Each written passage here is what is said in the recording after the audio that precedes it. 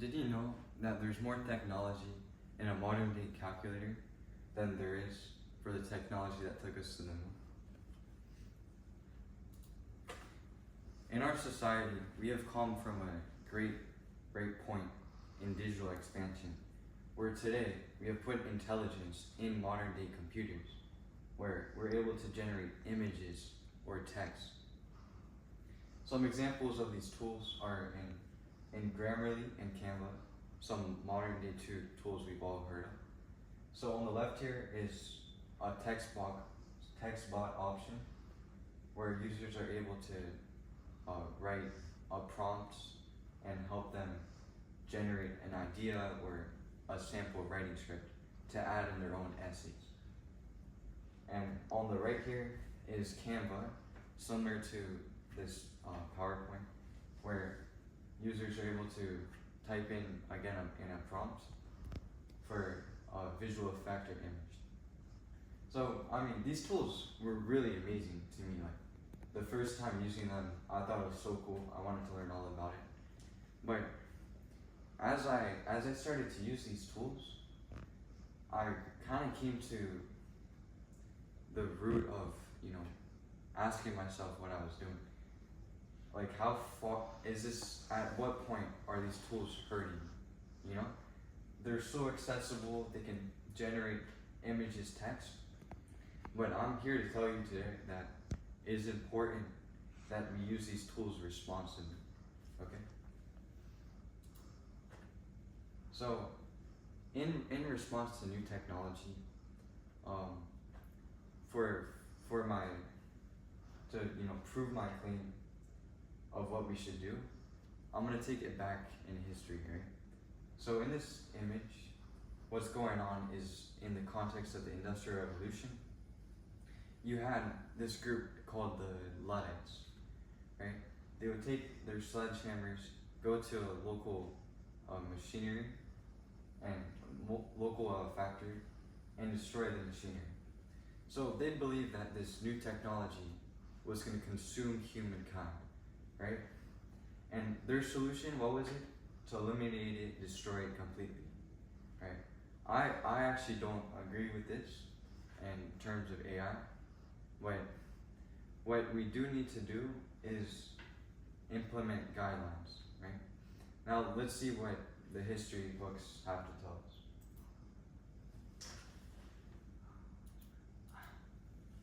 So what happened, right? The Industrial Revolution, it was seen that the standard of living was actually decreasing, right?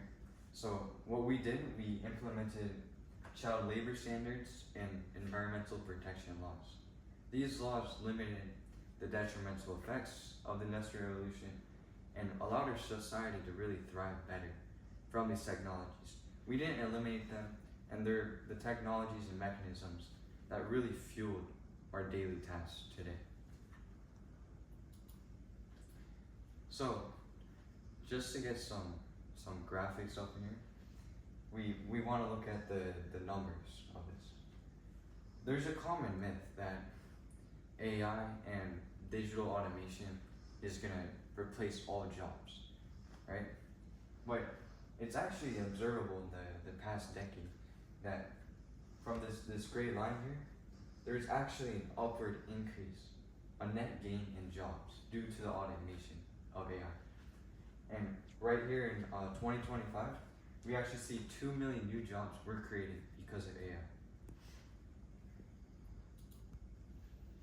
So this proves one concept: adaptation. Going back to economics, there's this concept called structural unemployment, where when one new technology is created, it helps our society grow, but old jobs with less skill will have to be replaced with newer, more specialized jobs. And this is actually good for society.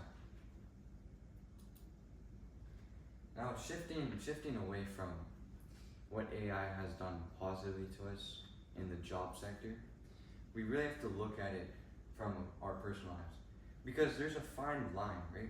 Where AI is helping us, but it can also hurt us. That's why we need to use it responsibly, right?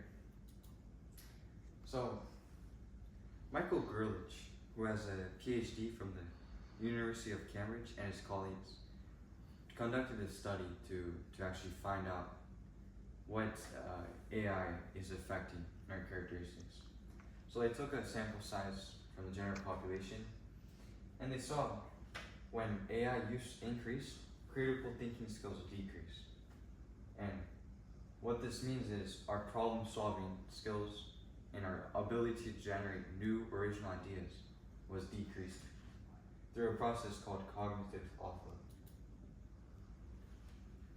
So I'm sure many of you, either through science fiction or common talk, have heard about the fear or nightmare, really, like the robots are going to take over, right? They're going to take over humans. And generally, although this is, I don't generally believe this, it has some truth, right? If we over rely on these AI tools and technologies, some form or another, directly or indirectly, they will take us over. That is, unless we take the proper course of action. So what do we need to do? First of all, developers of AI tools like ChatGPT and Quillbot, we need to change the format of them, where when a user types something in, the responses aren't immediate. They're more mentor or teacher. And I know this is hard as it changes our whole format.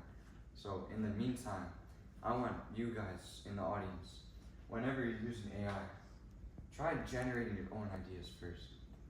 Just don't rely on it, right? And when you do use it, just ask it questions like you're asking a teacher, not an answer key.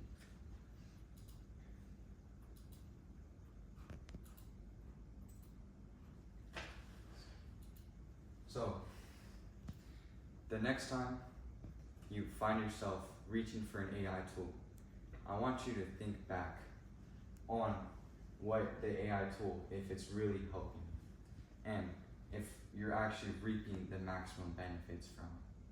Thank you.